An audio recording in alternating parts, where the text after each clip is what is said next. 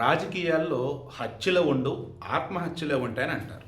అంటే ఎవరో వచ్చి నేను రాజకీయంగా ఇబ్బంది పెట్టేది ఉండదు. నీ అంతటి నువ్వే, నీ నోటి మాట, నువ్వు చేసే పని వల్లే నీ రాజకీయ ఎదుగుదలకి నువ్వే చేటు చేసుకుంటావు. ఇలా ఎన్నోసార్లు ప్రూవ్ అయింది. గణేష్ గోల్డ్ తాకట్టులో ఉన్న బంగారాన్ని విడిపించి కొనబడును. సంప్రదించండి 9966611144. కొత్తగా బోండా ఉమ ఒక అతను కనిపిస్తున్నాడు ఇక్కడ. ఒక కొడాలి నాని, ఓ వల్లభనేని వంశీ, ఇంకా ఈయనెవరు విజయవాడ ఎంపీ మనోడు కేశినేని నాని. ఇప్పుడు ఆ తర్వాత కనిపిస్తుంది బోండా ఉమ అన్నట్టు ఉన్నాడు ఇక్కడ. కాగల కార్యం గంధర్వుడే తీర్చాలన్నట్టుగా వంగవీటి రాధ ఎప్పటి నుంచి అడుగుతున్నటువంటి విజయవాడ సెంట్రల్ నియోజకవర్గాన్ని ఈ బోండా ఉమ ఆయన చేతికి ఇచ్చేలా కనిపిస్తున్నాడు. ముందుగా ముద్రగడ పద్మనాభరెడ్డి అనబడే వ్యక్తి ఎవరు? రీసెంట్గా చనిపోయినటువంటి వ్యక్తి. ఆయన ఎవరు? ఒకప్పుడు టీడీపీలో మంత్రిగా చేశాడు. అండ్ మొన్న మధ్య వచ్చేసి ఇండిపెండెంట్గా పోటీ చేసి 2014 ఎన్నికలప్పుడు డిపాజిట్ కూడా రాలా. 2024 ఎన్నికలలో వైసీపీని మరలా గెలిపిస్తానని, పిఠాపురంలో పవన్ కళ్యాణ్ ఓడిస్తానని చెప్పాడు. అలాగనే కాకపోతే పద్మనాభరెడ్డిగా పేరు మార్చుకుంటా, నేను కాపునే కానీ నేను పద్మనాభరెడ్డిగా పేరు మార్చుకుంటా. రెడ్డి అంటే దాని అర్థం ఏంటి? నేను కాపును కాదు రెడ్డి అని చెప్పేసి ఆయన చెప్పి రెడ్డి అన్నట్టుగా పేరు మార్పించుకొని ఒక అఫీషియల్ గెజెట్ గవర్నమెంట్ ఇచ్చేది. ఈయన వచ్చేసి పేపర్లో ప్రకటన అంతా కూడా ఇచ్చున్నాడు, మార్పించుకున్నా చూడండి అని చెప్పేసి. అంటే దాని అర్థం ఏంటి? ఒకప్పుడు కాపుల కోసం ఉద్యమం చేసిన జగన్ హయాంలో ఆ ఉద్యమాన్ని జగన్ కోసం తాకట్టు పెట్టి ఓ రకంగా ఆయన పాదాల చెంత ఉంచి కాపుల రిజర్వేషన్ జగన్ ఎత్తేసిన నోరెత్తకుండా అగైన్ అండ్ అగైన్ మరలా కూడా కాపులకు సంబంధించినటువంటి జాతి గౌరవాన్ని కూడా ఈ వైఎస్ జగన్ వాడి తాకట్టు పెట్టే వ్యక్తి పాపం. ఆయన పాపను వాడు ఎందుకు యూసిస్తానంటే, ఆయన మరణించిన తర్వాత ప్రభుత్వ లాంఛనాలు అంచుకులు జరగాల్సి ఉంటే వాటిని కూడా ఆపేరు ఈ వైసీపీలు అంబటి రాంబాబు. అండ్ ఆయన కూతురు కూడా ఆయన దగ్గరికి రానివ్వాల. సరే, ఆయన కూతురికి ఆయనకు ఏదో గ్యాప్ ఉంది, సరే అది వేరే విషయం, మనస్పర్ధలు. ఈ వీడియోలో మెయిన్ చెప్పదలుచుకుంది ఏంటంటే, ముద్రగడ పద్మనాభరెడ్డి నేను కాపును కాదు రెడ్డిని అన్నట్టుగా ఆయన పేరు మార్చుకున్న వ్యక్తిని ఈరోజు కాపుల ఆరాధ్య దైవం ఆయన విగ్రహాలు పెట్టాలి వాడవాడలా అంటూ బోండా ఉమ చేస్తున్న భజన ఉంది కదా, అది హద్దులు దాటింది. ఏ రకంగా?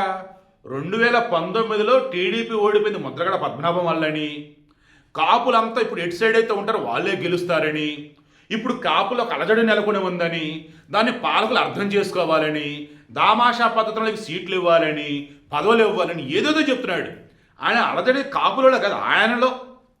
బోండా ఉమ 2014లో గెలిచాడండి. 2019లో కొద్దిపాటి ఓట్ల తేడాతో ఓడిపోయాడండి, మళ్ళీ అది విష్ణు మీద అనుకుంటా.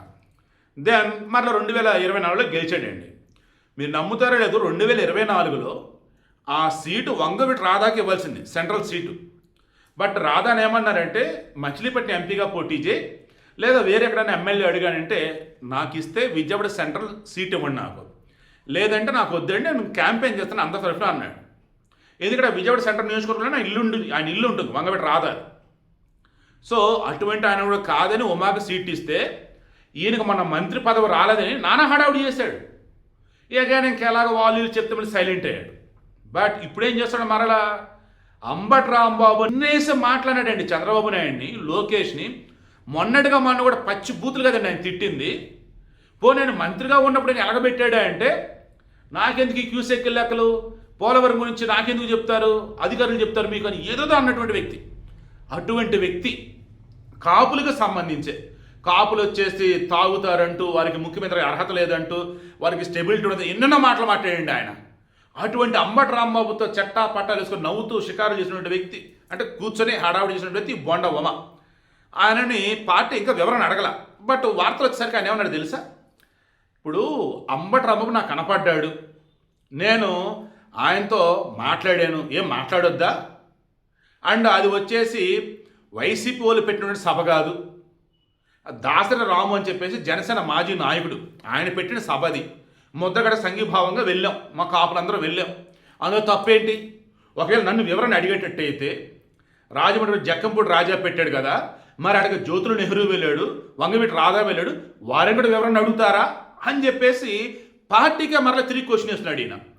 సో ఇప్పుడు పిఠాపురం వర్మ ఉన్నాడు కదా, అతను ఇదే అన్నాడు, పార్టీకి నష్టం చేకూర్చేలాగా ఎవరో మాట్లాడొద్దు, ఈయనంటే అట్ట మాట్లాడతాడు. 2019లో ముద్రగడ వాళ్ళు ఓడిపోవడం ఏంటి, కాపులో ఓడిపోవడం ఏంటి? మరి అనుకున్నప్పుడు 2019లో పవన్ కళ్యాణ్ గెలవాలి కదా, ఆయన కాపే కదా, ముఖ్యమంత్రి అభ్యర్థి కదా, మరి అప్పుడు ఎందుకు ఓడిపోయాడు? సరే 2024లో తీసుకుందాం. కాపు నాయకులు వీళ్ళు అన్నట్టుగా చాలామంది వచ్చేసి ఆ వైసీపీలోనే ఉన్నారు కదా, మరి అప్పుడు గెలవాలి కదా, మరి వైసీపీ ఏమైంది, దారుణంగా ఓడిపోయింది కదా. అందులో ముద్రగడ పద్మనాభంతో కాపులు మొత్తం ఉన్నారన్నాడు కదా ఈయన. మరి అదే ముద్రగడ పద్మనాభం వైసీపీతోనే ఉన్నాడు కదా 2024లో. అదే ముద్రగడ వచ్చేసి పిఠాపురంలో పవన్ కళ్యాణ్ ఓడించుకుని అన్నాడు కదా, మరి ఏమైంది? సో వద్దు, ఇలా మాట్లాడొద్దు, పార్టీకి నష్టం చేద్దని అన్నాడు. బట్ బోండా ఓం మాటలు చూస్తే పార్టీకి నష్టం చేసేలా ఉన్నాయి. అండ్ కాపులంతా ఒకటవుతుంటే చూసి చంద్రబాబు ఓర్చుకోలేకపోతుందని చెప్పి అంబటి రాంబాబు మాటలు ఏవైతున్నాయో వాటిని బలపరిచేలా ఉన్నాయి. కాపు నాయకుడిగా ఉంటూ కూడా కాపుల గురించి తప్పుగా మాట్లాడే అంబటి రాంబాబుని ఓ రకంగా వెనకేసుకొస్తూ కొంతమంది ఉన్నారు ఈరోజు. వారితో కూడా వీళ్ళు సఖ్యతో ఉన్నారు అంటే ఇంకేమనాలండి? వీళ్ళలో మెయిన్ చెప్పడం ఒకటండి, నిజంగా తెలుగుదేశం పార్టీకి సంబంధించి గతంలో చంద్రబాబు అంటే భయపడేవాళ్ళు. ఈరోజు చంద్రబాబు గారు అంటే భయం తర్వాత సంగతి. ఆ గౌరవం కూడా కొంతమంది ఇవ్వట్లేదు. నాకు చాలా బాధేస్తుంది. చంద్రబాబు నాయుడు గారు ఎన్నిసార్లు మాట్లాడండి అంబటి రాంబాబు. ఇంకా నేను చాలా పద్ధతిగా మాట్లాడుతాను. కొంతమంది ఘోరంగా అంటారు అంబటి రాంబాబుని. అయితే మొన్నండి పాపం ఆమె షర్మిల ఏదో ర్యాలీ ఏదో చేస్తుంటే అంబటి రాంబాబు ఆంబోతు రాంబాబు అంటే ఆంబోతు రాంబాబు నవ్వుతున్నాను. ఎందుకంటే అందరికీ అర్థమైపోయింది ఈయన అంబటి రాంబాబు మాట్లాడే మాటలు పూసే కోతలు ఎంత ఘోరంగా. చాలామంది ఓపెన్గానండి కామెంట్లు పెడుతూనే ఉంటారు, కాపులలో చీడ పురుగు అంటే అంబటే అని అంటూ ఉంటారు. చాలామంది పోస్టులు కూడా అలాగే ఉంటాయి, కామెంట్లు కూడా అలాగే ఉంటాయి. మీరు కాపులకు సంబంధించిన ఒక మంచి వీడియో చేసి అంబటి రాంబాబు మీ ఒపీనియన్ ఏంటని అడగండి, కింద కామెంట్లు ఒకసారి చూడండి. ఘోరమైన కామెంట్లు వస్తాయి, పచ్చిబుద్ధులు కామెంట్లు పెడుతూ ఉంటారు. అటువంటి అంబటి రాంబాబుతో అసలు వీళ్ళు సఖ్యతగా ఉండటం ఏంటి? వెళ్ళి టీడీపీ అతను బోండా బొమ్మ అదేమనంటే వివరణ నన్ను అడుగుతారా? అడిగి చూడండి. మరి జ్యోతులు నెహ్రూని వంగపెట్టి రాదనమాట వివరణ అడగండి అని మళ్ళీ క్వశ్చన్ ఇది ఇస్తున్నాడండి. సో సీరియస్లీ కావాలని ఇలా వ్యక్తిగతమైన అంశాలను పట్టుకెళ్ళి పార్టీ మీద రుద్దుతూ వీళ్ళ వ్యక్తిగత అంశాలను పట్టుకెళ్ళి కులానికి మొత్తం ఆపాదిస్తూ కాపులు అలజడంటూ ఏదేదో జరుగుతుందంట. ఏమయ్యా బోండా బొమ్మ, ఏపీలో కూటమి గవర్నమెంట్ కదా, సీఎం కావచ్చు, డిప్యూటీ సీఎం కావచ్చు, మొత్తం మంత్రులు ఎంతమంది ఇంటి లెక్క తీస్తే అందులో అగ్రకులాలకు చెందినటువంటి వాళ్ళు నాకు తెలిసి 15 మంది ఉండే. సో అందులో లెక్క తెద్దాం ఒకసారి. మొత్తం టీడీపీ, జనసేన, బీజేపీ మొత్తం కలగలిపి కమ్మ కులానికి చెందినటువంటి వాళ్ళు 5 మంత్రులు ఉన్నారు. జనసేనకు చెందినటువంటి వాళ్ళు 5 మంత్రులు ఉన్నారు. సారీ, కాపు కమ్మ కులానికి 5 ఉన్నారు మంత్రులు, కాపు కులానికి చెందినటువంటి వాళ్ళు 5 ఉన్నారు, 3 రెడ్లు ఉన్నారు, ఒకళ్ళు వచ్చేసి వైశ్య అనుకుంటా, రిమైనింగ్ వాళ్ళు బీసీలు, ఎస్సీ, ఎస్టీలు ఉన్నారు. ఓకే, ఇందులో కాపులకు ఎక్కడ ప్రయారిటీ తగ్గిందండి ఇక్కడ. తర్వాత జనసేనకు వద్దాం. జనసేనలో మీరు అబ్జర్వ్ చేస్తే 2 ఎమ్మెల్సీలు ఉంటే 2 ఎమ్మెల్సీలు కాపులే. ఓకేనా. తర్వాత జనసేన తరఫున 2 లోక్సభ స్థానాల్లో ఎంపీలు గెలిస్తే 5 కాపులే. ఇలా అడుగునా కూడా కూటమి గవర్నమెంట్ కాపులకు అగ్రతాములు ఇస్తూనే ఉంది. ఈయనకు మంత్రి పదవి రానంత మాత్రాన కాపులు అలజడంటూ ఈయనను అలజడిని బయటపెట్టి ఏం మెసేజ్ ఇద్దామని ఈయన నాకు ఎందుకు చాలా స్ట్రాంగ్ అనిపిస్తుందండి. ఈయన నియోజకవర్గాన్ని చేజేతులారా ఈయనే వంగబెట్టి రాదా చేతుల్లో పెడితే నాకు అనిపిస్తుంది. చూద్దాం పార్టీ ఎలా డిసైడ్ అయ్యేదో, పార్టీ ఎలా అడుగు వేసిద్దో ఏంటో. బట్ అంబటి రాంబాబుతో సన్నిహితంగా ఉండే టీడీపీ వల్ల కానీ జనసేన వల్ల కానీ కూటమిలో ఏ ఒక్కళ్ళు కూడా అబ్బా ఏంటి వెళ్ళి ఆయనతో సన్నిహితంగా ఉన్నారేంటని చెప్పేసి అంటున్నారు. మరి ఇంక వీళ్ళకి అర్థం కావాలి ఎందుకు అలా ఉన్నారు ఏంటో.